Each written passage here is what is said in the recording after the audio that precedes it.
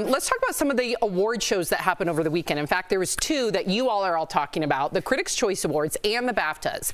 Now, at both shows, some of the celebs used their platforms to voice their support for Ukraine. Take a look. As we gather together on this special night, I want to take a moment to acknowledge the bravery of the people of Ukraine. I want to say thank you to fellow actor President Zelensky, and keep up the fight. Luckily, though, in all sign languages, this is the gesture for Putin. All right, we want to hear from you. What do you think of this? Was this the right thing to do, or was it just them, you know, virtue signaling, in your opinion, Jeff? Yeah, listen, I think it'd be weird if you didn't mention it, but it is like virtue signaling. Like that last one, like the middle finger. You ever look back at like when you're in high school and you have like pictures with your middle finger and like a cigarette and you're like, what a loser. That's kind of like when people are just pumping Ukraine because of what they're trying to do for their platform.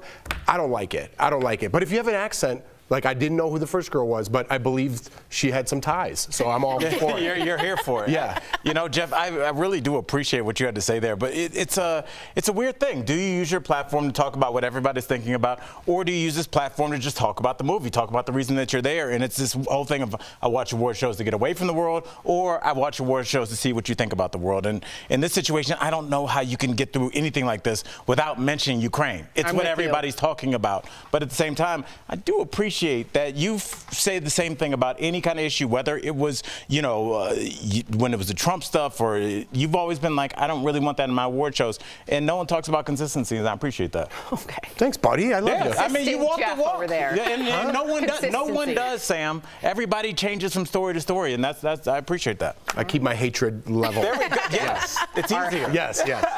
All right, well, meantime, over in Ukraine yesterday, we got to talk about President Zelensky, because he went and visited with troops, wounded troops. You see right there, the president handed out medals to the soldiers at the capital in Kyiv. He did it despite the fact that Russia continues to attack the city and also threatens Zelensky's life. Russia also moved yesterday to block Instagram in the country, with the ban taking effect at midnight last night. The head of Instagram called the situation terrifying and said that the move cuts millions of people, Tori, off from loved ones around the world. Yeah, I know a lot of people are getting social media updates as their only news and the only truth. And I have to be honest with you, number one in dictatorshipville, evilville, is make the only truth your truth. And you shut down every other avenue that could possibly give you another point of view. Putin isn't winning this war in the way he wanted to. I really agree with a lot of you who say that. And I think he lashed out and is mad, and he's going to go crazy, shutting down things, putting stuff down. I don't think it's him lashing out. Oh, I do. I think it's him controlling the brainwashing there. There's been some tapes intercepted that's now starting to go viral. You can see it on Vice and Motherboard. And what it is, it's tapes where it's the soldiers calling their parents and the soldiers being in Russia. And they're repeating this narrative to make them feel better as they unfortunately kill innocent civilians and I'm not talking about all Russian soldiers, because we've seen some of them dissent, right?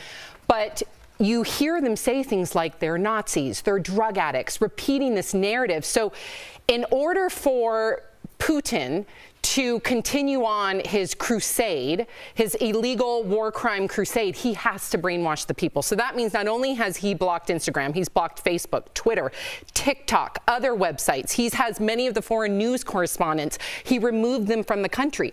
He's trying to keep them brainwashed.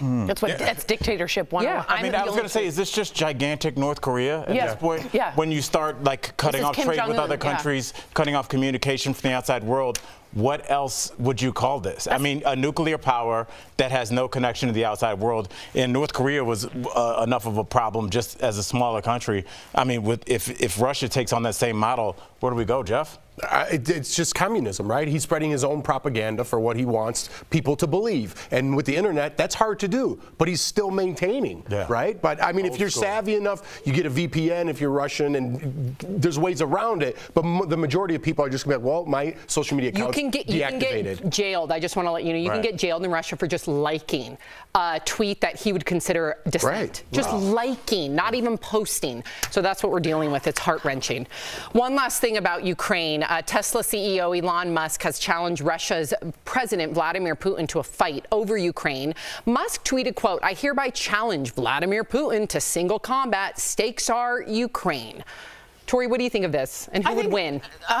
Okay, so I know that Putin, and first of all, I know this is kind of a joke and stuff, but there are people dying, so it's not that funny. To me, this is two huge egos going after each other. These are two man babies, let's be honest, and they are just fighting like they're 7 years old on a playground. I do think Putin has a black belt in judo. I know. He's also 70, right? Yes, yeah, but he's KGB built. 70. He's That's KGB like regular people 49. And I know that Elon Musk has dabbled in some weightlifting and taekwondo. No, taekwondo is not a discipline. That's what you do when you're in the pool. No, that's Tai Chi. That's Tai Chi. I am thinking about Tai Chi. Yeah, I was like, taekwondo. Yeah, taekwondo. I think he does jujitsu too, like a little bit. So he's got some. On that one. But he's almost 70. Listen, here's the thing. I think was older when he won the title at 50. Listen, Elon's 50. Elon, I think, would stick to his technical fighting, and Putin would throw poison, sand in your face and get like you. Blood sport, you know what I mean? yeah. So I mean, like I thought, I'm going with the dirty fighter in this one. I think Putin. Putin poisons him before he reaches the ring. That's literally what I just want to highlight. I just want to highlight as we're having fun with this, and you can have duality of thought and talk about this, but also to Tori's point, it's weird. The fact that it's almost like the misogyny, right? That Elon Musk has to insert himself in it and make it about him. It's definitely, yes, we all want to see Putin go away, but at the same time, it's definitely showcasing the ego and the misogyny coming out of Elon Musk. Yeah, and just how distant he appears. That like to tweet something like that and possibly stir something up in a situation that's this tense just shows to me how disconnected you are from like your words and how much power Elon Musk has. So when he tweets something like that, what if Putin responded? What if Putin said, "Let's do this"? Well, it's complicated. Like, I mean, you're really you've complicated with it. things. The global foreign policy. People are dying here, and you're joking around on Twitter. I agree. Not here for that.